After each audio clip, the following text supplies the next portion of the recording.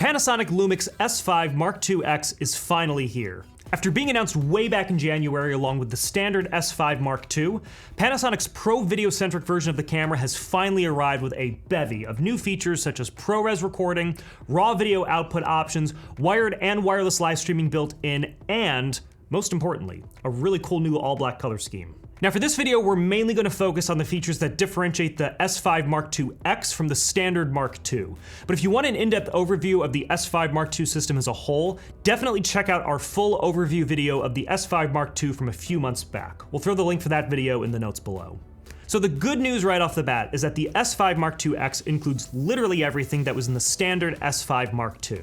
This means Panasonic's new and incredibly accurate phase detect autofocus for video has returned here, as well as the same 24 megapixel full frame sensor, all of the same photography modes and options, and all of the video recording modes and codecs are here as well. But it's with these video recording options that the X starts to go way beyond what you could do in the standard Mark II. And the best place to start with this is with ProRes. Now right out of the box, the X is able to record in ProRes 422 HQ at up to 30 frames per second in 5.8K to an external SSD via its USB-C port. Now ProRes is great because it's a very high quality codec that is much less compressed than your typical H.264 or H.265 that most mirrorless cameras shoot in, meaning you'll be able to get even more detail and color information out of your video. It's also way less taxing on your computer to edit with, but the downside is that ProRes files are way bigger and require much faster write speeds. But this is where the SSD comes in. Cost per gigabyte, external SSDs are much more affordable than CF Express or other comparable media cards. So rigging up an SSD to your Mark IIX is a very low cost way to be able to shoot in a codec you normally need a cinema camera for. So we're here at our shooting location for the day with our fully rigged S5 Mark IIX right here. We're in a swanky Lower East Side bar. We've got our lovely talented actors here. So we're gonna be shooting some cinematic video to kind of put this camera through its paces. Now obviously, the big feature here is that you can record ProRes externally to an external hard drive. You'll notice we have an Atomos Ninja 5 up here as well, but unfortunately ProRes RAW was not available at the time we were doing this. Same thing with Blackmagic RAW. So we're just gonna be doing ProRes. But the setup here that we have, I'm actually very excited to play with because ProRes you can only record to an external SSD, and in the past that's usually meant you have to kind of jerry-rig a cage and then some sort of holder for the card, and then after that you have to rig your USB-C cable onto it. But we have something new here. So what we have is a Condor Blue cage, and then this is our SSD. This is SanDisk's new ProBlade series. We just did a video on it a couple of weeks ago. And this is a 2 terabyte SSD hard drive. And there's a whole ecosystem that SanDisk has set up for these. So there's a caddy you can get, you plug it in, you dump your footage, works great. And it's small and thin enough that it literally fits into the handle here. So I can slide this in. And then once you've got your USB-C cable connected, I've got 2 terabytes of storage now that I can shoot with. So even though ProRes files are massive, this can still easily handle this. So we're gonna be doing some lighting setups, we're gonna be testing some different shots, trying to make it look spooky and mysterious and maybe noirish. So let's take a look.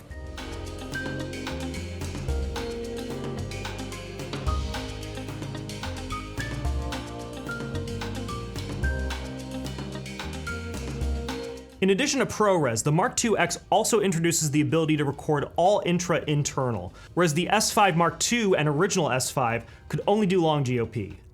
Now if that statement means absolutely nothing to you, the simplest way to explain the difference between long GOP and All-Intra is, long GOP is high quality, small file sizes, and more taxing on especially older computers while editing. All-Intra is equally high quality and possibly a bit better depending on your shooting situation, large file sizes, and much easier on your nonlinear editor. You now have the option to record in this mode onto either UHS-2 SD cards or to an SSD, making this a nice option for those who want an easier editing experience without the massive file sizes of ProRes. On top of all this, the Mark IIX also introduces the ability to record either ProRes RAW to the Atomos Ninja 5, 5 Plus, and Shogun Connect, or Blackmagic RAW to Blackmagic 7-inch and 5-inch 12G HDR video assists. Both RAW options are up to 5.9K, full frame, and provide 12-bit color depth. ProRes RAW and Blackmagic RAW provide you a massive upgrade in your flexibility for your post-production, allowing you to change things like your ISO and white balance and your NLE of choice. Although note that currently Blackmagic RAW only works natively in DaVinci Resolve, while ProRes RAW works natively in Premiere Pro and Final Cut Pro.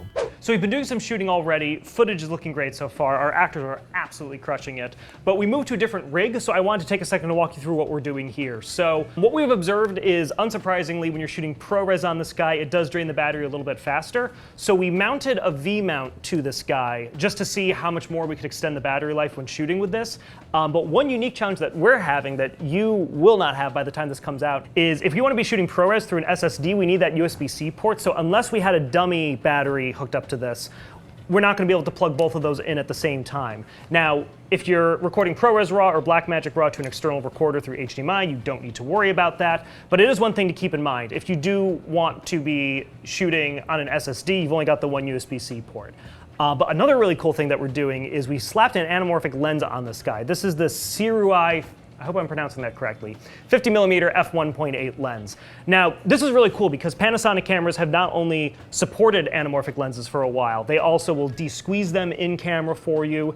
And in a move that I'm pretty sure is unique to Panasonic, they also offer image stabilization for anamorphic lenses, which is nuts. It means you can have a really lightweight handheld cinema rig like this, be shooting on an anamorphic lens handheld and be able to stabilize that footage. I mean, the battery here is going to help with that anyway, but having some built-in image stabilization is also really cool. So we're going to be testing that out a little bit. A little bit later, we're going to put it on a gimbal and try to get some other interesting shots, and we're going to see how it all looks.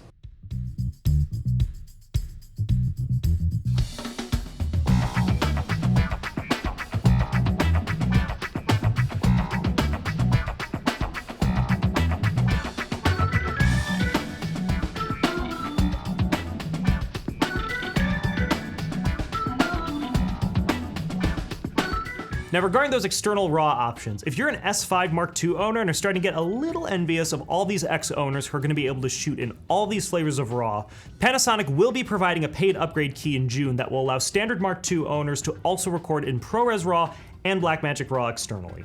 The final major upgrade in the Mark II X is in the form of its live streaming functionality.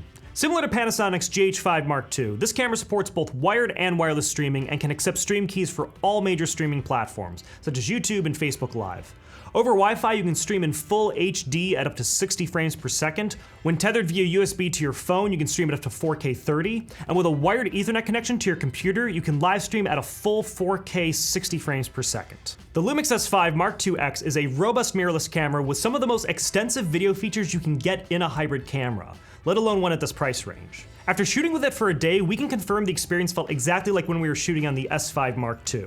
That is to say that autofocus and image stabilization were both excellent, the menu system is snappy and cleanly laid out, and despite what I said back at the shoot, the battery actually held up surprisingly well even when shooting to an SSD. During our 6-hour shoot day, we didn't even go through 2 whole batteries.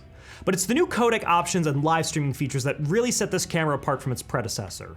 While both the S5 Mark II and S5 Mark IIX are capable of capturing excellent videos and photos, for video shooters especially doing mission-critical work who want the most flexibility in post possible, the Mark IIX is worth a serious look.